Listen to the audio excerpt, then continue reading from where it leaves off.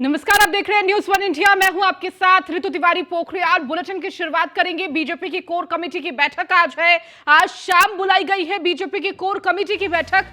CM आवास पर होगी ये कोर कमेटी की बैठक।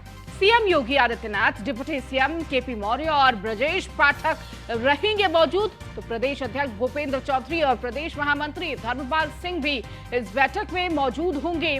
आज शाम मुख्यमंत्री आवास पर यह कोर कमेटी की बैठक है। कहीं ना कहीं आने वाले चुनावों को लेकर बेहद महत्वपूर्ण निर्णय हो सकते हैं, क्योंकि देखिए नई टीम का गठन भी होना है और इस दौरान एक व्यक्ति एक पद लगातार, जिसे लेकर कई फेरबदल हो सकते हैं, बदलाव हो सकते हैं। तो आज शाम ये बैठक बुलाई गई है। सीएम आवास पर ये कोर कमेटी की बैठक होगी। तो सीएम योगी, डिप्टी सीएम केपी मौर्य और ब्रजेश पाठक इस दौरान मौजूद होंगे इस बैठक में। इसके साथ ही साथ प्रदेश अध्यक्ष भूपेंद्र चौधरी और प्रदेश महामंत्री धर्मपाल सिंह मौजूद होंगे। बीजेपी की ये कोर कमेटी की बैठक आज होने जा रही है। तो आज शाम ये बैठक बुलाई गई है, जिसमें कई महत्वपूर्ण निर्णय लिए जा सकते हैं। चूंकि मिशन 2024 की तैयारी में लगातार बीजेपी है, जिसे लेकर तमाम रणनीति चिंतन मंथन का दौर चल रहा है।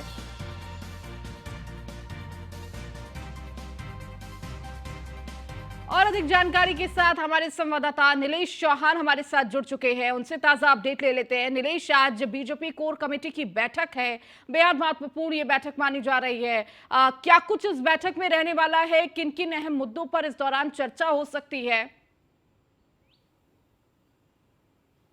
देखिए, बिल्कुल आपको बता दूं कि भारतीय जनता पार्टी कि आज एक महत्वपूर्ण कोर कमेटी की बैठक होनी है। मुख्यमंत्री आवास पर इस बैठक को रखा गया, जिसमें उत्तर प्रदेश सरकार के दोनों डिप्टी सीएम ब्रजेश पाठक और केशव प्रसाद मौर्य मौजूद रहेंगे। उसके अलावा भारतीय जनता पार्टी के प्रदेश अध्यक्ष भूपेंद्र चौधरी, साथ ही साथ संगठन महामंत्री धर्मपाल सिंह भी इस बैठक में मौजूद रहेंगे। कहीं ना कहीं 2024 में होने वाले लोकसभा चुनाव से पहले भारतीय जनता पार्टी उत्तर प्रदेश में पार्टी को बूथ स्तर पर मजबूत करना चाहती है। उसके अलावा अगर हम बात करें उत्तर प्रदेश में होने वाले नगर निकाय चुनाव को लेकर, तो नगर निकाय चुनाव को भी पूरी तैयारी के साथ भारतीय जनता पार्टी लड़ना चाहती है। उसी के तहत इस बैठक का आयोजन आज किया जा रहा है, जिसमें कई बड़े पदाधिकारी मौजूद रहेंगे। हालांकि धर्मपाल सिंह की अगर हम बात करें, जो उत्तर प्रदेश में भारतीय जनता पार्टी के संगठन महामंत्री हैं, उनके ऊपर एक बड़ी जिम्मेदारी संगठन ने सौंपी है, क्योंकि जिससे पहले सुनील बंसल की अगर हम बात करें, जो उत्तर प्रदेश के संगठन महामंत्री थे, उनके नेतृत्व में, उनकी अगुवाई में अगर हम कहें तो उत्तर प्रदेश के अंदर जितने भी चुनाव हुए हैं, चाहे वो 2014 का लोकसभा चुनाव रहा हो, 2017 का विधानसभा चुनाव रहा हो, 2019 का लोकसभा चुनाव रहा हो, उसके बाद 2024 में फिर उत्तर प्रदेश में विधानसभा चुनाव रहा हो,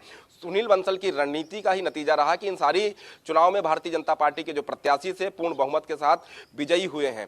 वही जिम्मेदारी अब धर्मपाल सिंह के कंधों पर है। धर्मपाल सिंह उसको कैसे आगे ले जाते हैं, संगठन को कैसे बूथ स्तर पर मजबूत करते हैं, खास तौर पर युवाओं को युवा मोर्चा में किस तरीके से जिम्मेदारी देनी है, वो युवा अपनी पूरी ताकत के साथ, पूरे उत्साह के साथ उत्तर प्रदेश में बीजेपी की जो पैठ है उसको और मजबूत करें, चाहे वो नगर निकाय का चुनाव हो या फिर लोकसभा चुनाव हो। तो तमाम मुद्दों को लेकर ये बैठक रखी गई है, जिसमें उत्तर प्रदेश के अंदर संगठन का विस्तार कैसे किया जाए, महिलाओं की भागीदारी कैसे सुनिश्चित कराई जाए, उत्तर प्रदेश में महिलाओं को कैसे राजनीति से जोड़ा जाए, कैसे संगठन से जोड़कर उनको महिलाओं को संगठन के प्रति जागरूक किया जाए, कैसे जो भारतीय जनता पार्टी की उपलब्धियां हैं उत्तर प्रदेश के अंदर, केंद्र सरकार की जो उपलब्धियां हैं या केंद्र में बीजेपी की जो उपलब्धियां हैं वो जनता तक कैसे पहुंचाई जाए। साथ ही साथ जिस तरीके से अभी 3 प्रदेशों में चुनाव हुआ है, जिसमें भारतीय जनता पार्टी के प्रत्याशियों ने पूर्ण बहुमत के साथ जीत दर्ज की है, उन तमाम महत्वपूर्ण बिंदुओं को लेकर आज ये कोर कमेटी की बैठक रखी गई है। इस बैठक में कई महत्वपूर्ण पहलुओं पर चर्चा की जाएगी। हालांकि जिस तरीके से भारतीय जनता पार्टी अपने संगठन के प्रति काम करती है, जनता के लिए जो संगठन काम कर रहा है वो जनता तक पहुंचाने का काम करती है, वो दूसरी विपक्षी पार्टियों में नजर नहीं आता है। उसी का नतीजा है कि लगातार एक के बाद एक कई चुनाव भारतीय जनता पार्टी ने जीते हैं। उस जीत को आगे बरकरार रखा जाए, इस लिहाज से इस कोर कमेटी की बैठक को रखा गया है। अब देखना होगा शाम को जब ये बैठक होती है तो और कौन कौन से महत्वपूर्ण बिंदु रह सकते हैं। हालांकि संगठन विस्तार सबसे बड़ा मुद्दा रहने वाला है और संगठन में युवाओं को कैसे प्राथमिकता दी जाए, साथ ही साथ महिलाओं की क्या भागीदारी हो, क्योंकि भारतीय जनता पार्टी का जो स्लोगन है कि सबका साथ, सबका विकास, सबका विश्वास, उस स्लोगन के तहत ही भारतीय जनता पार्टी अपने संगठन को आगे ले जाना चाहती है, जिसमें महिलाओं की भागीदारी सुनिश्चित की जाए, युवाओं की भागीदारी सुनिश्चित की की जाए और उत्तर प्रदेश के अंदर हर समाज से जुड़ा हुआ जो व्यक्ति है उसको भारतीय जनता पार्टी के साथ जोड़ा जाए, ताकि उत्तर प्रदेश के अंदर जो भारतीय जनता पार्टी का बढ़ता हुआ कद है उसको बरकरार रखा जाए और जो जीत की एक लय भारतीय जनता पार्टी ने शुरू की है वो आगे भी ऐसे ही मजबूती के साथ बनी रहे। तो उन तमाम बिंदुओं को लेकर ये अहम बैठक आज शाम को मुख्यमंत्री आवास पे होनी है। बिल्कुल, और ये देखना होगा कि इस बैठक के दौरान और कौन कौन से विषय होंगे जिन पर चर्चा हो सकती है। नीलेश, आप लगातार जुड़े रहिए और भी खबरों पर आपसे अपडेट लेंगे। खबरों में आगे बढ़ेंगे। सीएम योगी आदित्यनाथ का कार्यक्रम आज क्या कुछ है वो आपको बता देते हैं। प्रदेशवासियों के लिए बसों को दिखाएंगे हरी झंडी। 76 नई राजधानी सेवा, 39 साधारण बसें करेंगे रवाना। तो ऑनलाइन रिजर्वेशन यूपी राही ऐप करेंगे लॉन्च। इसके साथ ही यूपीएसआरटीसी के 50वें स्वर्णिम वर्ष पर डाक टिकट जारी करेंगे।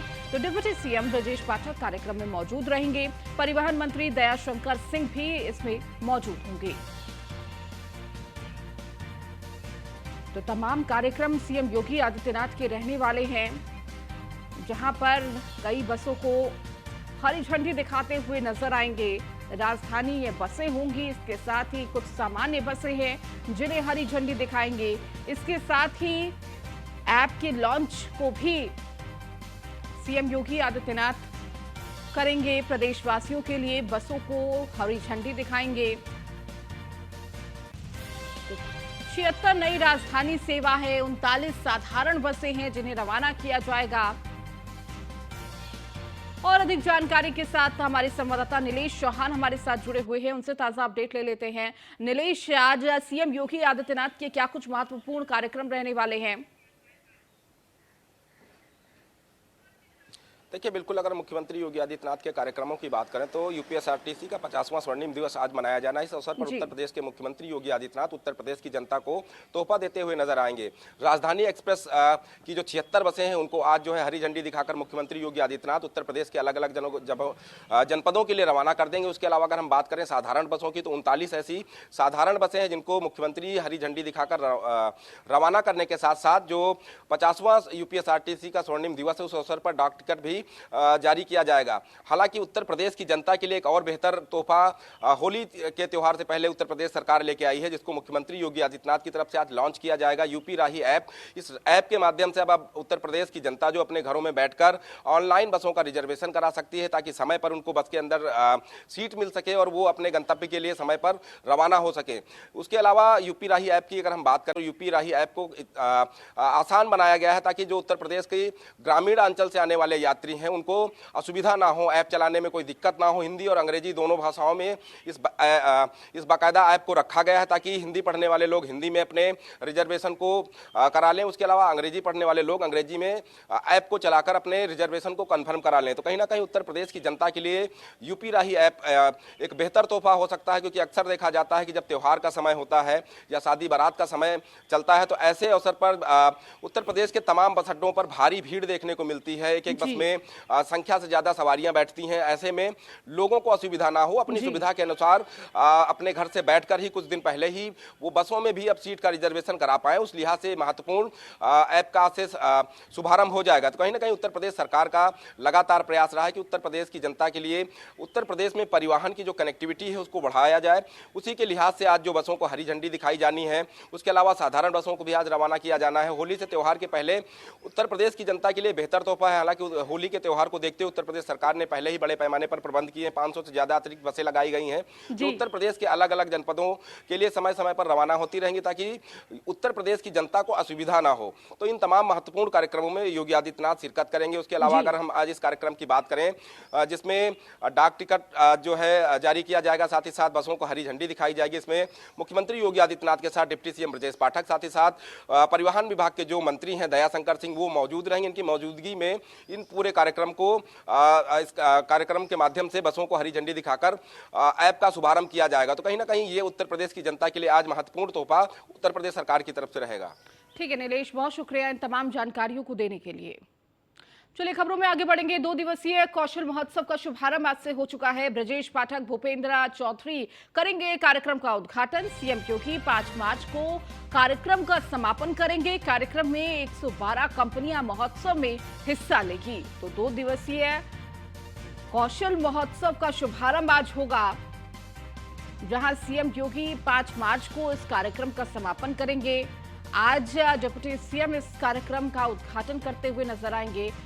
डिप्टी सीएम ब्रजेश पाठक और भूपेंद्र चौधरी कार्यक्रम का उद्घाटन, तो वहीं सीएम योगी आदित्यनाथ 5 मार्च को इस पूरे कार्यक्रम का समापन करेंगे। तो बड़ी संख्या में कंपनियां इस कौशल महोत्सव में हिस्सा लेंगी।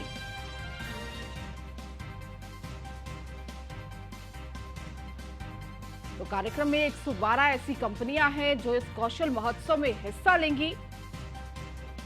2 दिवसीय ये पूरा कौशल महोत्सव चलने वाला है, जिसका शुभारंभ आज होगा, जिसका शुभारंभ डिप्टी सीएम ब्रजेश पाठक करेंगे।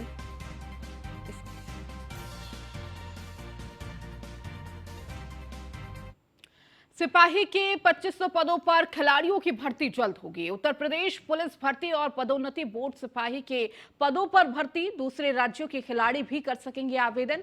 वर्तमान में बोर्ड सिपाही के 534 पदों पर खिलाड़ियों की सीधी भर्ती, 15 दिनों में इसका नतीजा आने की उम्मीद भी। अप्रैल में 2500 पदों पर भर्ती की कवायद की जाएगी शुरू। तो दूसरे राज्यों के खिलाड़ी भी कर सकेंगे आवेदन।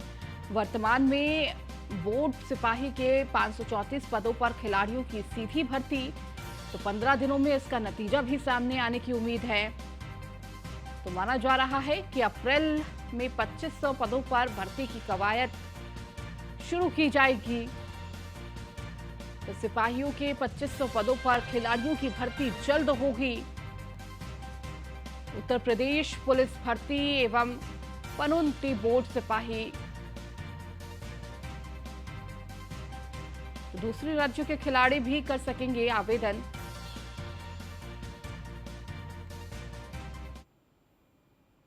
अमरोहा में तेज रफ्तार का कहर, बाइक और ट्रैक्टर के बीच आमने सामने जोरदार टक्कर, मौके पर 2 बाइक सवार की दर्दनाक मौत, एक की हालत गंभीर। मौके पर पहुंची पुलिस ने शव को पोस्टमार्टम के लिए भेजा। पुलिस ने ट्रैक्टर को कब्जे में लिया। आदमपुर थाना इलाके का पूरा मामला। तो मौके पर 2 बाइक सवारों की दर्दनाक मौत हो गई, एक की हालत गंभीर बताई जा रही है। मौके पर पुलिस ने पहुंचकर शव को पोस्टमार्टम के लिए भेजा। तो पुलिस ने ट्रैक्टर को कब्जे में ले लिया है। आदमपुर थाना इलाके का ये पूरा मामला बताया जा रहा है। अमरोहा में तेज रफ्तार का कहर लगातार नजर आ रहा है। एक के बाद एक हादसे सामने आ रहे हैं। बाइक और ट्रैक्टर के बीच ये आमने सामने की जोरदार टक्कर हो गई, जहां मौके पर 2 बाइक सवारों की दर्दनाक मौत और एक की हालत गंभीर बताई जा रही है।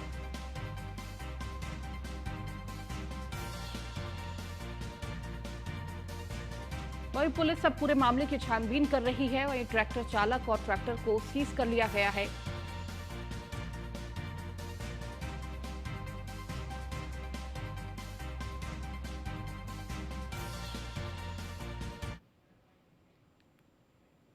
खबरों में आगे बढ़ेंगे। रायबरेली में भीषण सड़क हादसा देखने को मिला। हादसे में मासूम समेत 2 की मौत हो गई है, एक की हालत नाजुक, अस्पताल में भर्ती।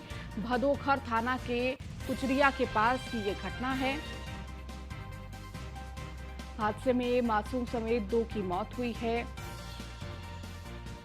जहां एक की हालत नाजुक बताई जा रही है, जिसे अस्पताल में भर्ती कराया गया।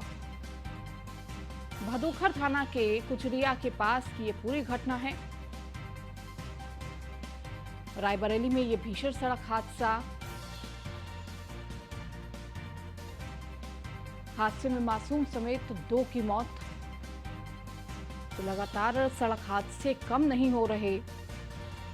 तमाम चेतावनियों के बावजूद एक के बाद एक सड़क हादसे सामने आ रहे हैं। भदोखर थाना के कुचरिया के पास ये घटना बताई जा रही है। ये भीषण सड़क हादसा जिसमें एक मासूम की मौत हो गई।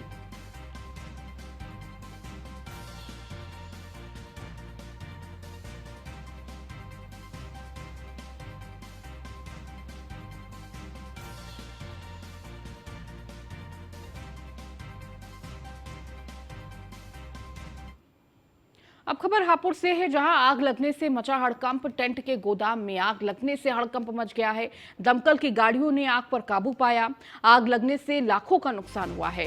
पीड़ित ने जानबूझकर आग लगाने की जताई आशंका, तो देहात थाना क्षेत्र के औसडा पेठ की घटना बताई जा रही है।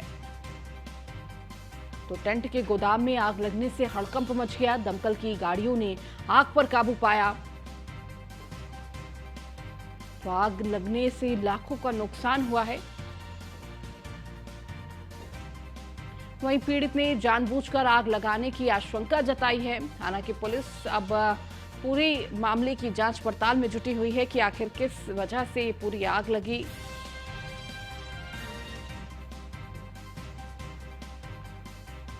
हापुड़ से ये बड़ी खबर आपको दे रहे हैं। आग का तांडव किस तरह से हापुड़ में देखने को मिला।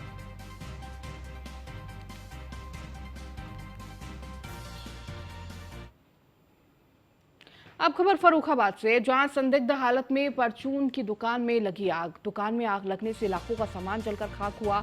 पड़ोसियों ने दुकानदार को आग लगने की सूचना दी। कड़ी मशक्कत के बाद आग पर काबू पाया। करीब 3 लाख का सामान जलकर खाक हो गया। दुकानदार ने दुकान में आग लगाने को आरोप लगाया। फर्रुखाबाद कोतवाली के कादरी गेट का ये पूरा मामला है।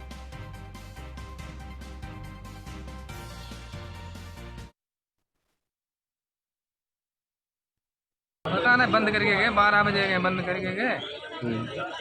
पता नहीं कहीं आगे लगी है, मालूम। लाइट आइट है दुकान के अंदर की लाइट नहीं है है? नहीं अंदर। बैटरी बल्ब जला, वो निकाल के तार। कितना नुकसान हुआ है? नुकसान करीब 3 लाख रुपया का। नगद भी थे इसमें क्या? हाँ, आज हम रोकड़ी नहीं निकाल के ले गए। पुलिस सूचना दी है? पुलिस वाली तो सूचना नहीं दी। पुलिस वाले आए थे, लिख ले गए, ले गए अपने आप। दी सूचना नहीं दी गई? सूचना भी नहीं दी। आपको कैसे मालूम पड़ा कि दुकान में आग लगी? लोग टहलन करने निकले इधर, तो हमने घर आई, फिर बताओ खबर करिए। गए गुड्डू गुड्डू हमारे पड़ोस में, उनने भाजी के बताओ कि तुम्हारे शटर में आग लगी रही है। वहीं कानपुर के अनवरगंज के बेकनगंज पेच बाग में दबंग हाजी अजमत का कब्जा कर खुलेआम अवैध निर्माण कर रहा है। हाजी अजमत पर कई आपराधिक मामले भी दर्ज हैं। वहीं पीड़ित गुलाम अहमद की माने तो चौकी थाने से लेकर उच्चाधिकारी तक शिकायत कर चुका है, लेकिन कहीं से कोई सुनवाई नहीं हो रही है। मुख्यमंत्री पोर्टल में भी पीड़ित शिकायत कर चुका है। आरोपी के पास कोई भी कागज नहीं है। वहीं अवैध निर्माण को लेकर एसीपी अनवरगंज एक बार पहले भी निर्माण रुकवा चुकी है। पीड़ित का आरोप है कि चौकी थाने में सेटिंग कर अवैध कब्जा कर निर्माण कराया जा रहा है। अब पड़ोसी ने बीजेपी अल्पसंख्यक प्रकोष्ठ के राष्ट्रीय अध्यक्ष से मिलकर न्याय की गुहार लगाई है।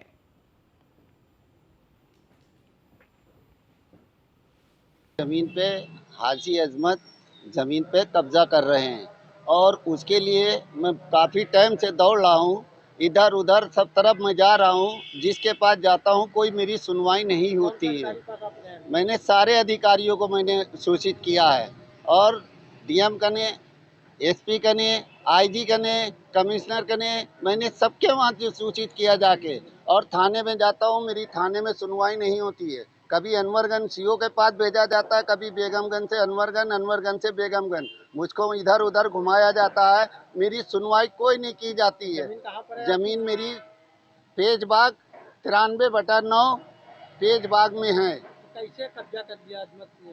खाली जगह पड़ी हुई थी, उन्होंने एक गाय बांधकर कब्जा किया। जमीन पे हाजी अजमत जमीन पे कब्जा कर रहे हैं और जो है कम से कम साल 1.5 साल से परेशान है और तमाम इन्होंने जो है थाने से गुहार लगाई, थाने भी गए, अनवरगंज गए, बेकनगंज गए, मगर इनकी सुनवाई कहीं भी नहीं हुई। क्योंकि जो है जो अजमत नाम का व्यक्ति जो है वो जो है दबंग भी है और वो भूमाफिया भी है। इरफान का साथी है। उसने ना जाने कितनी अवैध संपत्ति उसने अवैध तरीके से वहाँ बना रखी है और कंट्रोल वाले मामले में भी जेल भी गया है। फ़हीम पहलवान के साथ में वो जेल भी गया है, उस पर कार्रवाई भी हुई, मगर उसने अपना हेन टेन लगा करके अपने आप बचाव किया, क्योंकि प्रशासन के लोगों को बैठना उठना रहा उसका, तो कहीं ना कहीं रसूख के चलते वो बचता चला आ रहा है। मगर एक बड़ा भूमाफिया है, बड़ा गुंडा है और कैसे मदद करेंगे? मदद पूरी पूरी करेंगे। इसकी पूरी कार्रवाई को मैं बढ़ाऊंगा। मैं ज्वाइंट सीपी साहब से, कमिश्नर साहब से मुलाकात करूंगा। मैं प्रार्थना पत्र दूंगा। वहीं अमरोहा में होली के त्यौहार को लेकर पुलिस प्रशासन अलर्ट पर है। सुरक्षा व्यवस्था को लेकर डीएम एसपी ने फ्लैग मार्च निकाला है। नगर कोतवाली क्षेत्र के मोहल्ला छंगा दरवाजा में निकाला गया मार्च। पैदल मार्च निकालकर शांति व्यवस्था बनाने की अपील की गई है। संवेदनशील इलाकों में निकाला गया फ्लैग मार्च। ड्रोन कैमरे से की जाएगी क्षेत्र की निगरानी।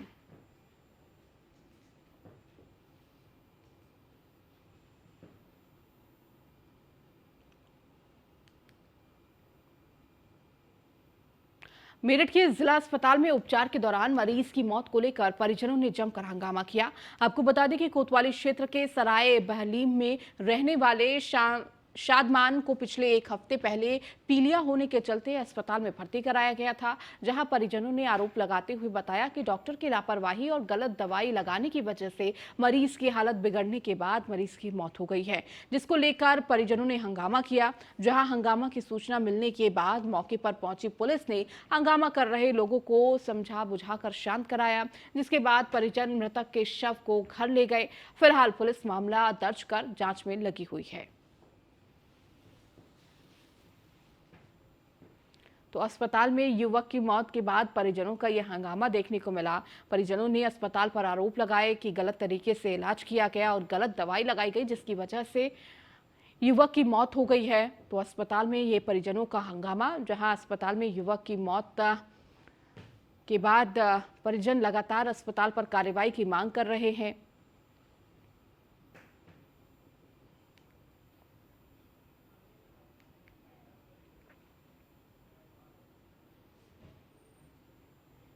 चलिए, इस बुलेटिन में फिलहाल इतना ही। बने रहिए न्यूज़ 1 इंडिया के साथ।